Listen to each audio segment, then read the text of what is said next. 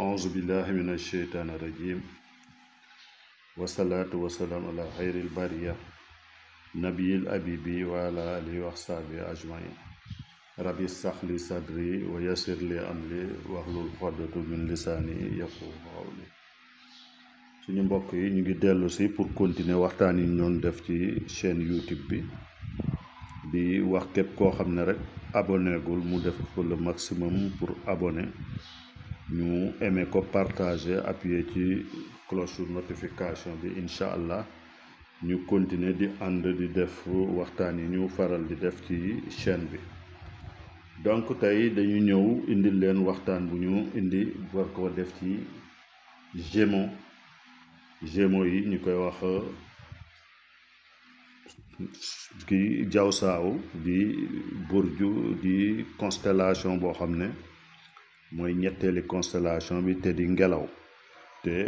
xotoori di Mercure mooy ki ko gouverner. tey bu ñu ñëwee di def waxtaan boobu en un coup d'œil ñu daldi dugg ci li nga xam ne mooy comme ni ñu amee habitude di ko wax bu ñu newoon donc planète bi constellation bi ak planète bi mu àndal ak yépp yoo xam ne dañu nekk ci biir constellation bi di Gémeaux bi nit ki di juddu. donc ana lan la mission am ana lan lañ ko sant bi muy ñëw ci àdduna ana lan lañ ko jagleel. donc boo xoolee dafay constellation boo xam ne maanaam boo xoolee li mu doon ngelaw rek wax na lu bari ci position am te di première planète ngelaw jiitu ci planète ngelaw yi donc comme ni mu ko defee ak Misaan ak Verseau. donc boo xoolee donc liñ ko invité surtout mooy la communication la curiosité muy moonaam mu dem jëli lépp loo xam ne njëriñ la xibaar la pour mën ko wasaare doon koo xam ne à l'image de këram googu di ñett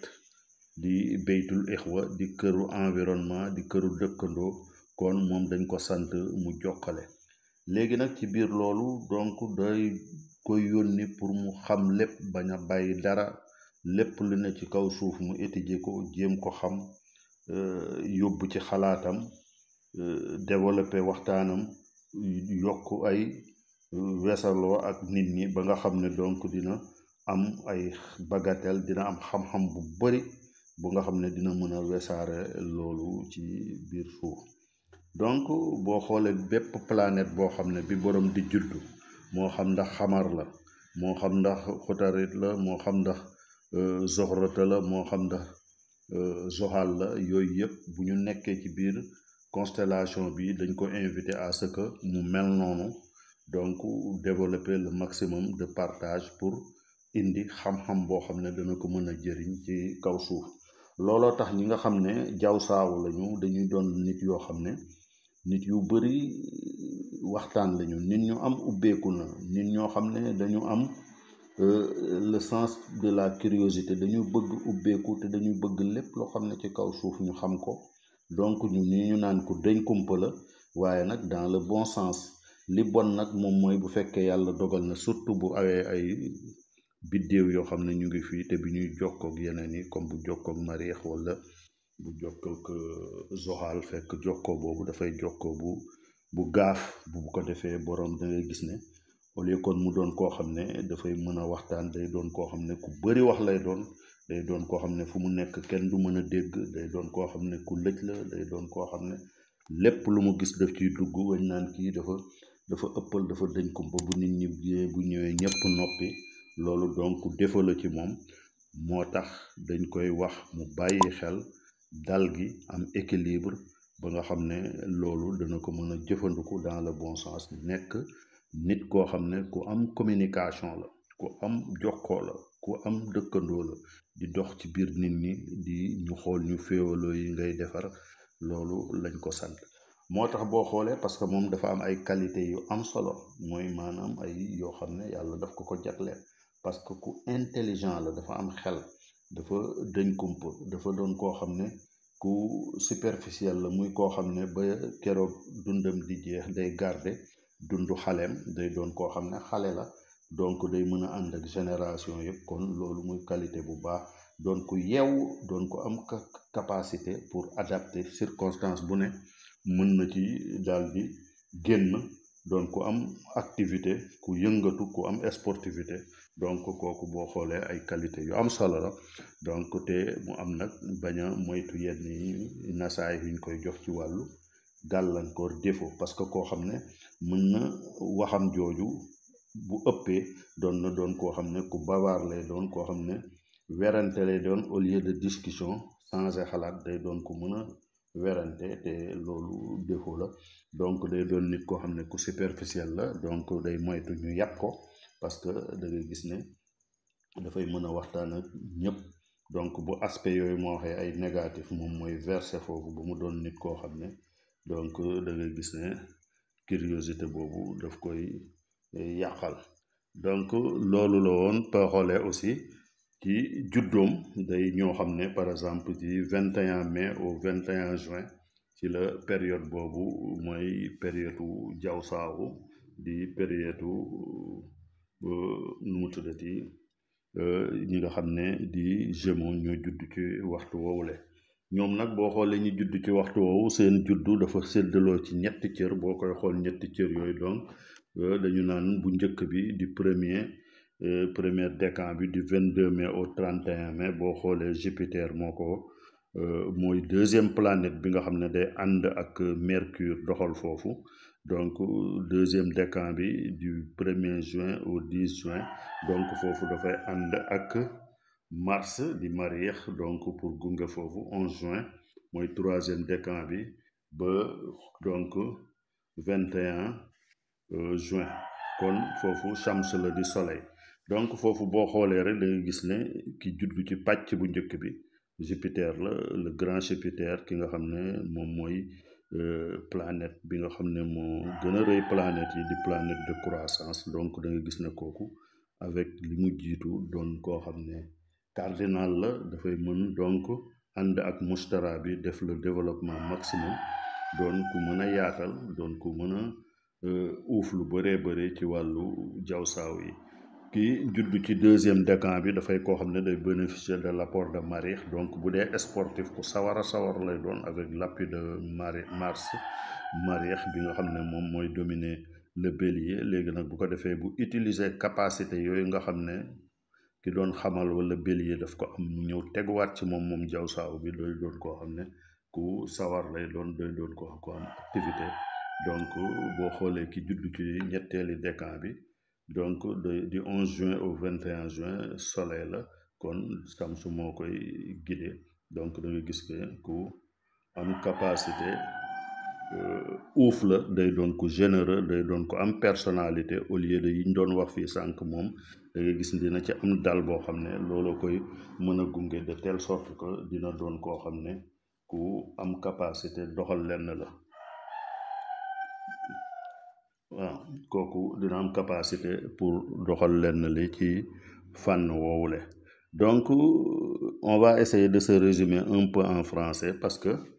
on dit que pour les Gémeaux parce qu'il y a certains qui nous le demandent de nous dire de faire la translation en français donc en 3 minutes nous allons essayer de résumer tout ce qu'on a dit puisqu'on a dit que les Gémeaux c'est des gens qui sont nés entre le 21 mai et le 21 juin donc c'est une constellation qui est dirigée par Mercure qu'on appelle Khotare. Les Gémeaux, donc, ils ont reçu comme pratiquement mission de vie quand ils venaient au monde. On les a chargés d'être des gens de nourrir leurs ambitions, de nourrir ce qu'on dit, leur curiosité, de le développer au maximum possible afin de pouvoir aller chercher la communication, de s'intéresser à tout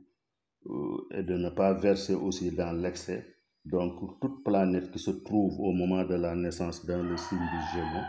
il est invité à s'orienter dans ce sens, être une planète qui est capable d'aller découvrir beaucoup de connaissances, beaucoup de recherches, faire beaucoup d'écouter aussi, beaucoup et lire, donc afin d'emmagasiner le maximum de connaissances possibles